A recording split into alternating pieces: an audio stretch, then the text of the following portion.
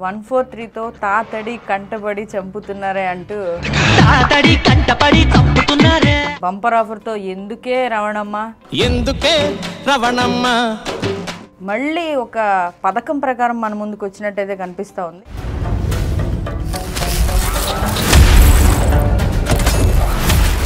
మిమ్మల్ని చూస్తే ఏంట్రా గ్యాప్ ఇచ్చావు అనాలనిపిస్తుంది.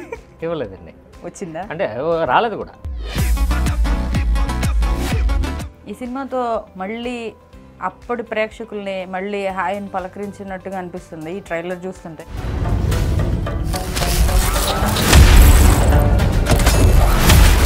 అయితే ఒక ట్విస్ట్ పెట్టారు. ఇంటర్వెల్ టైంకి విలన్ ఎవరో చెప్తే 10,000 రూపాయలు అని చెప్పి. అంటే అంత కాన్ఫిడెంట్గా ఉన్నారా? స్క్రీన్ ప్లే అంత స్ట్రాంగ్గా ఉంటుంది, నమ్మకం ఉంది. అన్ని మంచివాడు లోకన్ చెడ్డవాడు ఉన్నాడు. మీకు ఇక్కడ ఫిల్మ్ ఇండస్ట్రీలో ఇంతమంది డైరెక్టర్స్ ఉంటే మలయాళం డైరెక్టర్తో మీరు ఎందుకు మూవీని ప్లాన్ చేసుకున్నారు? నాకు వినోద్ ఎలా అంటే అండి,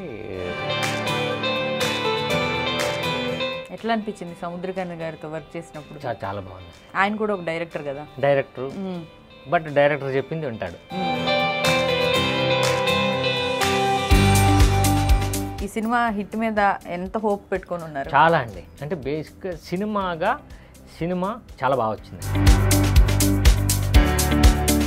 ఇప్పుడు ఈ సినిమాని ఆడియన్స్ని మేము రీచ్ అవ్వగలిగితే ఆడియన్స్ని మేము రప్పించగలిగితే అప్పుడు మేము పాస్. వెల్కమ్ టు ఆదా, నేను హరిత. 143తో తాతడి కంటబడి చంపుతున్నారే అంటూ తర్వాత బంపర్ ఆఫర్తో ఎందుకే రవణమ్మ అని చాలా మందిని పెళ్లి చేసుకోకుండా ఆపేసి ఆయన మాత్రం హ్యాపీగా పెళ్లి చేసుకొని ఇప్పుడు హ్యాపీగా లవ్ లైఫ్ని ఎంజాయ్ చేస్తున్నారు. అయితే మళ్ళీ ఒక పథకం ప్రకారం మన ముందుకు వచ్చినట్టయితే కనిపిస్తూ ఉంది. అయితే ఆ పథకం ప్రకారం ఏ కథతో మన ముందుకు రాబోతున్నారో, అసలు ఏ సస్పెన్స్ థ్రిల్లర్స్ని చూపిస్తున్నారో, ఈసారి ఇంకెంతమందిని చెడగొట్టబోతున్నారో, బాగు చేయబోతున్నారో ఆయన మాటలోనే తెలుసుకుందాం. ఈ పాటికి నేనేం చెప్తున్నానో అర్థమయ్యే ఉంటుంది. ఆయనే మన సాయిరామ్ శంకర్ గారు మనతో పాటు ఉన్నారు. ఆయన అడిగి పథకం ప్రకారమే మనం కూడా ఇన్వెస్టిగేట్ చేద్దాం. నమస్తే అండి. నమస్తే అండి. ఎలా ఉన్నారు? బాగున్నానండి. మిమ్మల్ని చూస్తే ఏంట్రా గ్యాప్ ఇచ్చావు అనాలనిపిస్తుంది. అంటే ఆ డైలాగ్ గుర్తొస్తుంది. ఎందుకు ఇన్నాళ్ళు గ్యాప్ ఇచ్చారు? ఇవ్వలేదండి. వచ్చిందా? అంటే రాలేదు కూడా. అంటే జరిగింది. అంటే సినిమాలు జరుగుతున్నాయి, బట్ సినిమాలు కొంచెం ఆన్ అండ్ ఆఫ్గా షూటింగ్ జరగడం, రిలీజ్ కూడా కొంచెం అనుకున్న సినిమా రైట్ టైంకి రిలీజ్ చేయలేకపోవడం. ఇప్పుడు దీంతో పాటు ఇంకో సినిమా కూడా నాకు కంప్లీట్ అయ్యిందండి. సో వస్తుంది గ్యాప్లో. అయితే మధ్యలో చిన్న స్పేస్ అయితే వచ్చింది కరోనా తర్వాత. చిన్న స్పేస్, పెద్ద స్పేసే వచ్చింది. 2017లో నా సినిమా రిలీజ్ అయింది. మళ్ళా మొన్న రిలీజ్ అయింది లాస్ట్ ఇయర్. ఎందుకు ఎంత లాంగ్ గ్యాప్ ఎందుకు తీసుకోలేదు? లేదు, మధ్యలో కరోనా ఉందిలేండి, అందరికీ 2 years గ్యాప్ వచ్చింది. అయితే అనుకున్న సినిమా నాకు కరెక్ట్ టైంకి రిలీజ్ అవ్వలేదు, కంప్లీట్ అవ్వలే. ఈ సినిమాతో మళ్ళీ అప్పటి ప్రేక్షకుల్ని మళ్ళీ హాయిని పలకరించినట్టుగా అనిపిస్తుంది ఈ ట్రైలర్ చూస్తుంటే. అందరికి కూడా ఎగ్జైటింగ్ అనిపిస్తుంది. సాయిరామ్ శంకర్ గారు ఈసారి మనకు కావాల్సిన ట్రీట్ ఇచ్చేలాగైతే సినిమా కనిపిస్తూ ఉంది. ఒక క్రైమ్ థ్రిల్లర్తో మన ముందుకు వస్తున్నట్టయితే సినిమా కనిపిస్తూ ఉంది. పథకం ప్రకారమే మళ్ళీ మీరు ఏదో చేయబోతున్నారనే మాకు డౌట్స్ ఉన్నాయి. అయితే ఒక ట్విస్ట్ పెట్టారు సినిమాలో. అంటే ఇంటర్వెల్ అప్పుడు విలన్ ఎవరో, ఇంటర్వెల్ టైంకి ఫస్ట్ షోకి ఇంటర్వెల్ టైంకి విలన్ ఎవరో చెప్తే 10,000 రూపాయలు అని చెప్పి. అంటే అంత కాన్ఫిడెంట్గా ఉన్నారా సినిమా? అంటే ఉందండి. స్క్రీన్ ప్లే అంత స్ట్రాంగ్గా ఉంటుంది, నమ్మకం ఉంది. ఎందుకు అంత నమ్మకం? ఏంటి కథ మీద? అంటే మీ డైరెక్టర్ మీద? అంతే అండి, కథలో అంత స్ట్రెంత్ ఉందండి. స్క్రీన్ ప్లే చాలా బాగుంటుంది. ఇంటర్వెల్ టైంకి మీరు విలన్ ఫలానా అని మా మనిషి మీరు ఎంటర్ అవుతున్నప్పుడు మీకు ఒక స్లిప్ ఇస్తారు. సో ఇంటర్వెల్లో ఆ పేరు రాసి ఇంటర్వెల్ తర్వాత బయటకు వచ్చి మా వ్యక్తి అక్కడ ఉంటారండి, ఆయనకి ఇచ్చేస్తే క్లైమాక్స్ తర్వాత అది ఉందనుకోండి, మీరు వెళ్ళి ఆ 10,000 తీసుకోవచ్చు. లేదు మీతో పాటు ఇంకిద్దరు ముగ్గురు కూడా రాసిన దాంట్లో ఉందనుకోండి, ఒక లక్కీ డ్రా వేసి ఒకరికి ఇస్తారు. సో అలా 50 centersలో ఇస్తారు. 50 centersలో అంటే ఎక్కడెక్కడ ఇవ్వబోతున్నారు అదంతా అనౌన్స్ చేస్తాం. ఓకే అండి. అంటే ఇప్పుడు ఇది కూడా ఒక పథకం ప్రకారమే హౌస్ఫుల్ కలెక్షన్స్ తేవడానికంటే ప్రమోషన్స్లో భాగంగా ఈ మధ్య రకరకాలుగా ట్రై చేస్తున్నారు. మీరు ప్రమోషన్స్లో భాగంగానే కథ మీద మీకు ఎంత నమ్మకం ఉందో చెప్పే ప్రయత్నంలా కూడా ఇది అనిపిస్తుంది మాకు. అదే అంతేనండి, అంతే. ఇప్పుడు 2 విధాలుగా అది ప్రమోషనల్గా ఉపయోగపడుతుంది. బట్ ఉపయోగపడాలంటే సినిమాలో అంత ఉండాలి కాబట్టి 2 కథ మీద మాకు అంత నమ్మకం. అలానే ఈ కాంటెస్ట్ ద్వారా సినిమా కూడా ప్రమోట్ అవుతుంది. 2 అంటే. అయితే పథకం ప్రకారం అని టైటిల్ని ఎందుకు ఎంచుకోవడం జరిగింది? అంటే చిన్న క్రైమ్ జోనర్ కాబట్టి ఈ సినిమాలో కూడా ప్రతి క్యారెక్టర్ కూడా ఒక పథకాల మీద ఉంటారు. సో అది హీరో అవుతా అవనివ్వండి, లేకపోతే పక్క క్యారెక్టర్లు అవని, లేకపోతే సముద్రగాని, ప్రతి ఒక్కళ్ళు ఒక వ్యూతో, ప్రతి ఒక్కరు ఏదో ఒక ప్లానింగ్తో ఉంటారు. ఓకే. సో అందుకని అందరికీ సెట్ అయ్యేలాగా పథకం ప్రకారం. సో ఒక ప్లానింగ్ కాబట్టి దీనికి ఎక్కువ మనం వాడేది దానికే వాడుతాం. అందుకనే ఒక పథకం ప్రకారం. సరే, పథకం ప్రకారం అంటే మీరంటే అందరికీ తెలుసు, పూరి జగన్నాథ్ గారి తమ్ముడుగా తెలుసు, 10 ఏళ్ళ ఇండస్ట్రీలో డైరెక్షన్ డిపార్ట్మెంట్లో వర్క్ చేసిన సాయిరామ్ శంకర్గా మీకంటూ ఒక ప్రత్యేక గుర్తింపు ఉంది. అది అందరికీ తెలిసిన విషయమే. అయితే మాకు తెలియని విషయం ఒకటి ఉంది.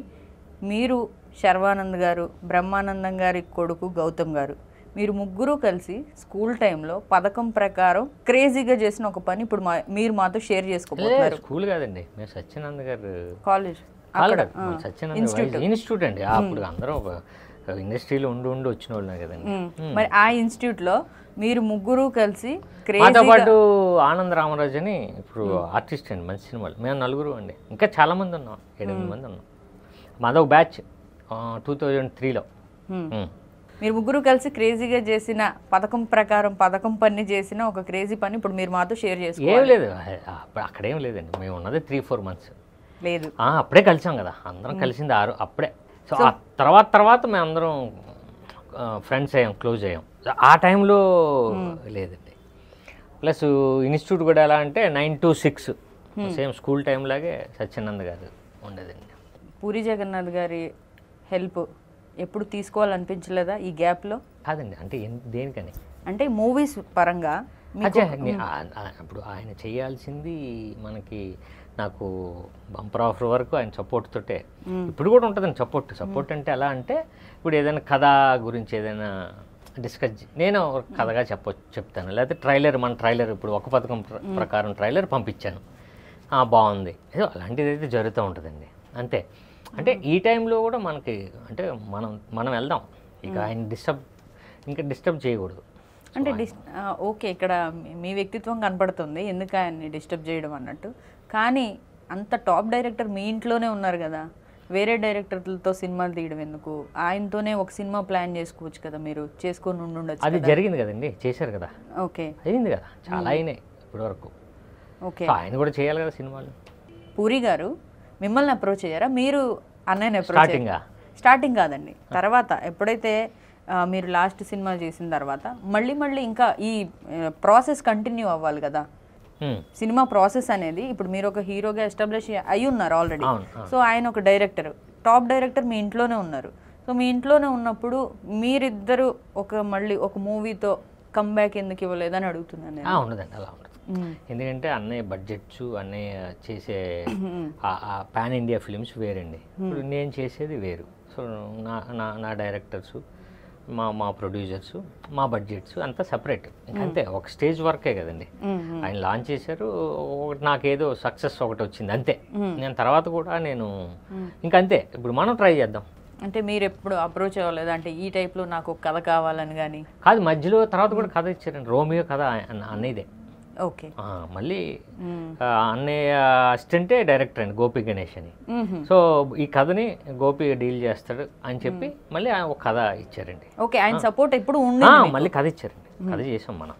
ఓకే, నెక్స్ట్ మీరు చిన్నప్పుడు ఆకాష్ పూరి గారు, మీ అన్నయ్య గారు అబ్బాయి ఆకాష్ పూరి గారు చిన్నప్పుడు ఆయన స్టైల్ మీరు కాపీ చేసేవాళ్ళ, మీ స్టైల్ ఆయన కాపీ చేసేవాళ్ళ? అందరిది ఒకటేనండి. అందరిది ఒకటే? అందరిది ఒకటే, ఎవరు తెలియదు కదండి. చిన్నప్పుడు ఏం చేస్తాడు, ఆకాష్ది కూడా అలాగే ఉంటుంది, నాది అలా ఉంటుంది, అన్నది అలా ఉంటుంది, అంతే. అందరూ అలాగా ఉంటాం. మా రెండో అన్నయ్య ఉన్నాడు, ఆయన అంతే ఉంటుంది. సో ఒక బాడీ లాంగ్వేజెస్ అంతా ఒకటే, కాపీ లేదు. మీరు అన్నట్టు ఏమో ఏదైనా అన్నయ్యతో ఉండి మాకు అయిందేమో, అది కూడా జరగవచ్చు. ఇప్పుడు మీ అన్నయ్య నుంచి, పూరి గారి నుంచి మీరేమైనా కొన్ని క్యారెక్టర్స్ తీసుకోవాలి అనుకుంటే ఎలాంటి క్యారెక్టర్స్ తీసుకొని, అంటే ఆయనలో ఉన్న కొన్ని విషయాలు మీరు ఆయన నుంచి నేర్చుకోవాలి అని అనుకుంటే ఏవి నేర్చుకుంటారు? కాదండి, అంటే ఆయన ఎప్పుడు కూడా చెప్పేది ఏంటంటే ఫస్ట్ మన వర్క్ మనకేంటి దాన్ని కొంచెం ఇష్టపడి నిజాయితీగా చేయడమే వర్క్. రిజల్ట్ అన్నది వస్తుంది. సో ఆయన దగ్గర నుంచి నేను నేర్చుకుంది, నాకు కూడా అది చెప్పింది, వర్క్ చేయండి ఇంకంతే. అది ఎప్పుడు వస్తూ ఉంటుంది.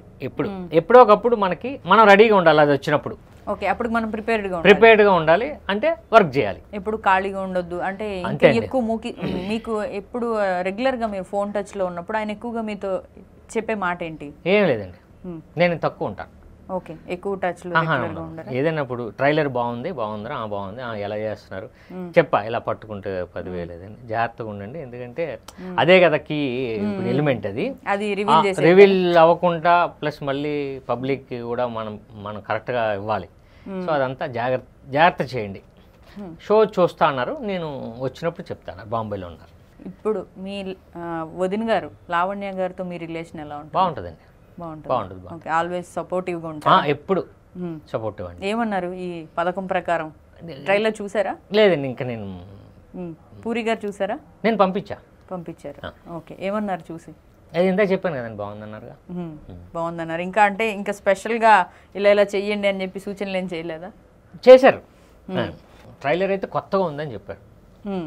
ఏదో తీశారు, బాగుంది. ఏదో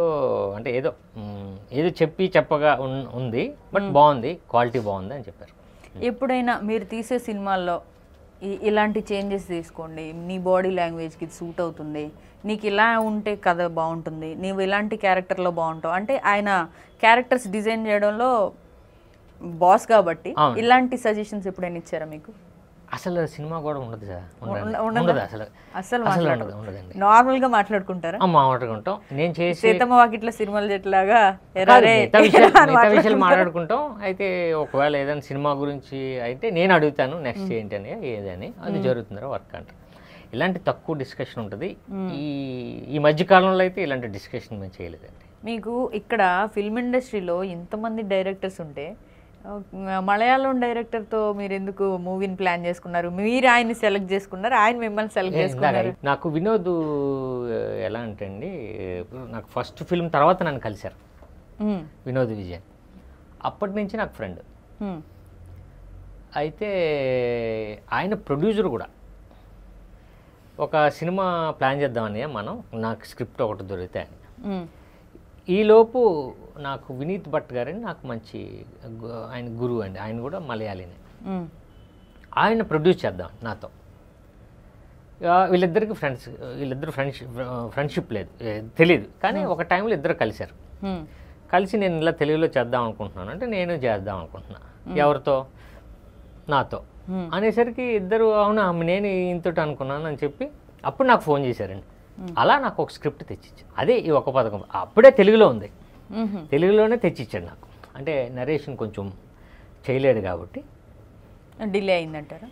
నరేషను మలయాళీ కదండి, తెలుగులో అంత రాదు కాబట్టి నాకు తెలుగు స్క్రిప్ట్ ఇచ్చేసాడు. సో ఆ తెలుగు చదువుకున్నాను. ఈ సినిమాకి ఎంత బడ్జెట్ పెట్టారండి?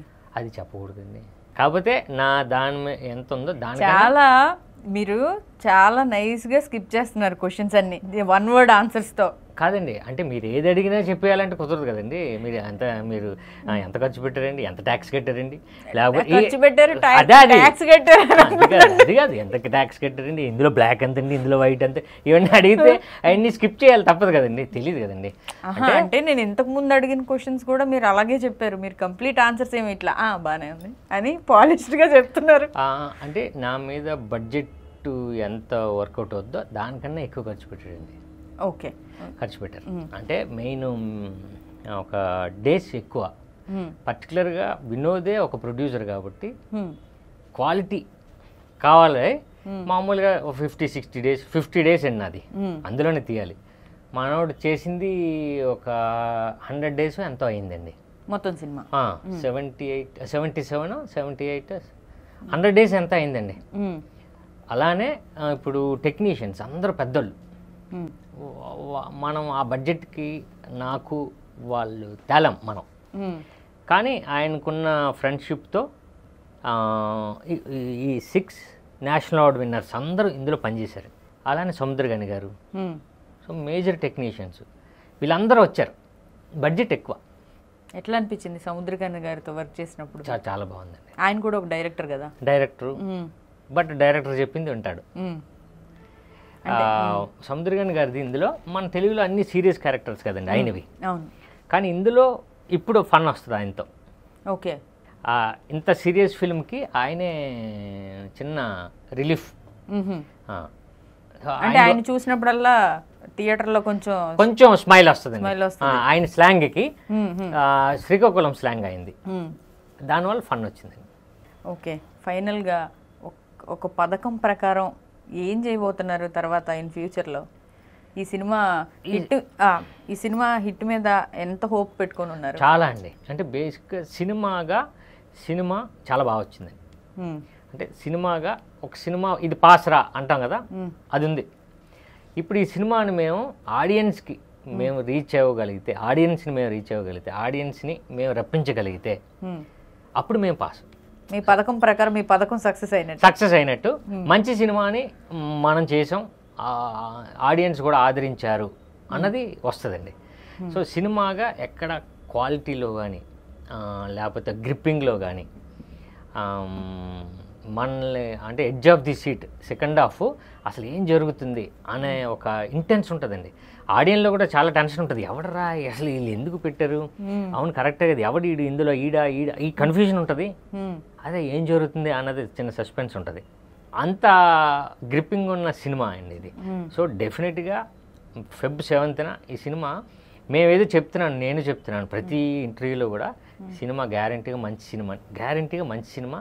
వీడింత చెప్పాడు కదా అని వీడు ఇదంతా తప్పు చెప్పాడు అన్నది మాత్రం రేపు ఆడియన్ అనుకోడండి. కరెక్టే, వీళ్ళు పని చేశారు, మంచి సినిమా చేశారు, వాళ్ళు అనుకున్న విలన్ ఏదో పట్టుకోండి అన్నది కూడా కరెక్టే, అంత గ్రిప్పింగ్గా ఉంది అన్నది మాత్రం ఆడియన్ ఫీల్ అవుతారు. సో రకరకాల కోణాల్లో దీన్ని ఆడియన్కి చేర్చడానికి మూవీ టీం అంతా కూడా ట్రై చేస్తున్నారు. పథకం ప్రకారం ఇది పథకం ప్రకారమే. సరే, పథకం ప్రకారం మీరు డైరెక్షన్ డిపార్ట్మెంట్లో ఎన్నాళ్ళు ఉన్నారు కదా, మరి పథకం ప్రకారం ఒక డైరెక్షన్ మూవీ డైరెక్ట్ చేయబోతున్నారా ఇన్ ఫ్యూచర్లో? చేస్తానండి. కథ రాసుకున్నారా? రాసుకున్నా. ఓకే. రాసుకున్నా. దాంట్లో మీరే అంతే. అన్నీనండి. అన్ని మీరేనా? అన్నీ అంటే 2 అన్నీ చేయలేమండి. డైరెక్షన్ హీరోగా అలాగే రాసుకున్నాను నేను. అది కూడా ఎలా అంటే అండి బడ్జెట్లో కాదు. సో మనం బడ్జెట్ మ్యాటర్ కాదండి ఇక్కడ, ఎంతవరకు ప్రేక్షకుడికి కనెక్ట్ అయింది, ప్రేక్షకుడికి ఎంతవరకు గుర్తుంది అన్నదే మ్యాటర్ ఇక్కడ. ఎందుకంటే బడ్జెట్ కన్నా కూడా మనం బడ్జెట్ వచ్చే సినిమాలు అవి కమర్షియల్ మూవీస్ అవి వేరే ఉంటాయి. కానీ చిన్న చిన్న సినిమాలు కూడా ఈ మధ్య బలగం కానీ ఇలాంటి చిన్న చిన్న సినిమాలు ఉన్నాయి చూసారా, అవే మంచి ఇంపాక్ట్ని క్రియేట్ చేస్తాయి అసలైన ప్రేక్షకుడికి. చూసిన ఎక్స్పీరియన్స్తో బయటకు వచ్చి వాడు ఒక వారం రోజులు ఆ సినిమా గురించి మాట్లాడాడంటే సినిమా హిట్ అండి. సో అంటే బడ్జెట్ మ్యాటర్ ఎలా ఉంటుందంటే అండి, అసలు నా మీద మనం రాసేటప్పుడు కూడా మన మీద ఎంత బడ్జెట్ అంతలోనే నేను ప్రిపేర్ చేశాను. సో రేపొద్దున్న ఎటువంటి అంటే ఇప్పుడు నేను చెప్పినా సరే ఇది బడ్జెట్లోనే ఉంది అని అనిపించాలి ప్రొడ్యూసర్స్కి. సో అందుకు రైట్ అండి. ఓ పథకం ప్రకారం మీ సినిమా పథకం ప్రకారమే హిట్ అవ్వాలి, మళ్ళీ రావాలి, సక్సెస్ అయిన తర్వాత మళ్ళీ మీరు మాతో మాట్లాడాలి, ప్రేక్షకుల్ని కూడా పలకరించాలి. అలాగే పథకం ప్రకారమే మీరు ఒక డైరెక్టర్గా కూడా ముందుకు వెళ్ళాలని కోరుకుంటున్నాం. Wish you all the best for your movie అండి. Thank you.